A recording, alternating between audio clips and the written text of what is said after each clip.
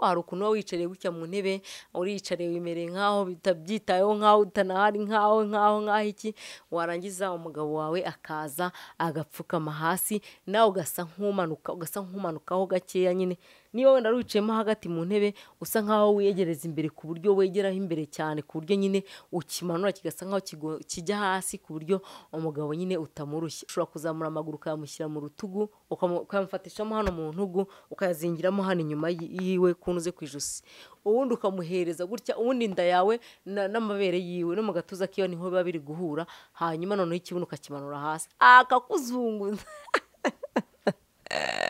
Ariko burya ndagira ngo nkumenyeshe ko buriya no muri salo ugomba kubyuka mu gihe abana baryamye basinziriye, ukaza ukagaheramo umugabo wawe ukamuha neza fureshi. Hari n'uburyo utandaraza ku meza, akaguru kamwe kagashyira hariya, amaboko ukayasubiza inyuma, ukitunatuna. Harimo abagabo basanga bankurikiranye kugeza kuri saa batazi kurongora bicaye mu ntebe, batazi kurongora abagore babo bicaye mu ntebe, ugasanga igihe cyose tugende mu buriri mbese habaye mu buriri, mbese wumva ariho wakemura ibibazo. Ariko burya akenshi burya n'igihe naho uri ushobora kuba wagira gute, ushobora kuba wabikora kandi bikagenda neza cyane. Niyo mpamvu rero tubabwira ngo agaturo ko mu ntebe kararyoha. Nyaboneka niba utaragaho umugabo wawe cyangwa se umugabo atarakakurongoramo, mubigerageze muri iri joro. Mukomeze kugubwa neza rero, ndabakunda, bye.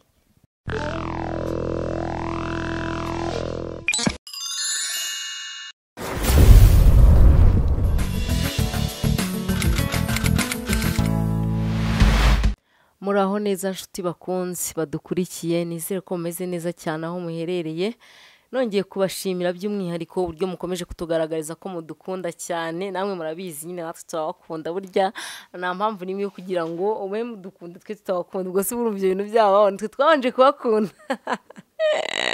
Twabanje kubakunda, murumva rero, kandi ntabwo twabanga.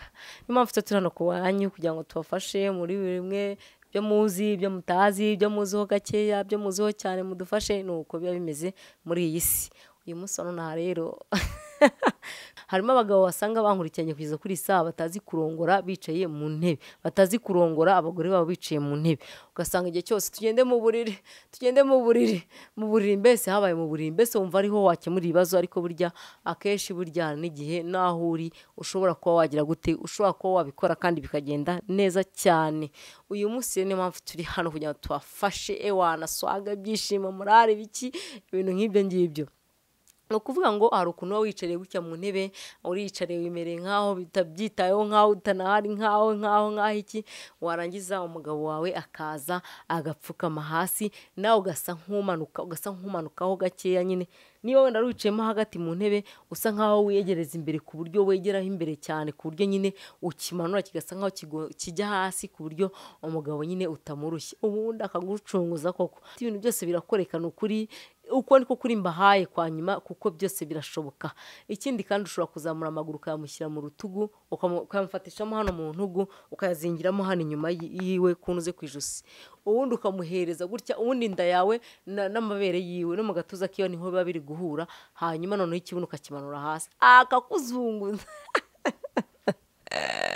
Ndabivuga nkumva reka amatwi wayakubita, ubundi ngenda ndakeka ahari, sinzi, ntabwo mbizi, cyangwa se amarangamutima ahari, kuko buriya hari ibintu umuntu avuga akumva kabisa byakoretse, byaryoshye, byabaye gute na gute, ukumva ibintu nyine byagize gute, byakaze.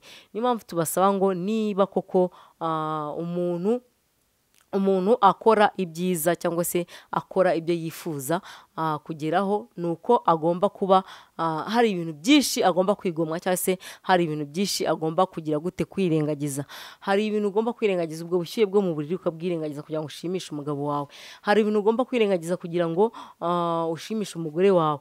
Hari abantu baba bumva ngo sinava mu buriri, haba hari agashyuhe, hari ibiki. Ariko burya ndagira ngo nkumenyeshe ko buriya no muri salo ugomba kubyuka mu gihe abana baryamye basinziriye, ukaza ukagaheramo umugabo wawe ukamuha neza fureshi. Hari n'uburyo utandaraza ku meza, akaguru kamwe kagashyira hariya, amaboko ukayasubiza inyuma, ukitunatuna, ukamaze umugabo nawe ukankundira, maze ugasa nk'uwiyegereza imbere kabisa, ukamuhata umuriro, ugakubitagura umuntu ku buryo azajya kureba akavuga ati Mana we, umugabo wanjye hamwe hahandi umugore abona hano umugore kugusuhuza ati uzongera kunsuhuriza umugabo n'umusubiriremo utekereza ko hari ikindi kintu bari gufuhira yego n'amafaranga barayafuhira ngo udasesakuza ariko burya iyo azi kumurongora neza no mu ijosi yahagufata we watwara n'ibyo ntunze byose n'iranzi wayitwara n'akara kabati bakajyana n'ibintu byose ntuze wabitwara kubera iki aramurongora akamunezeza baba bari mu gitanda aranezerwa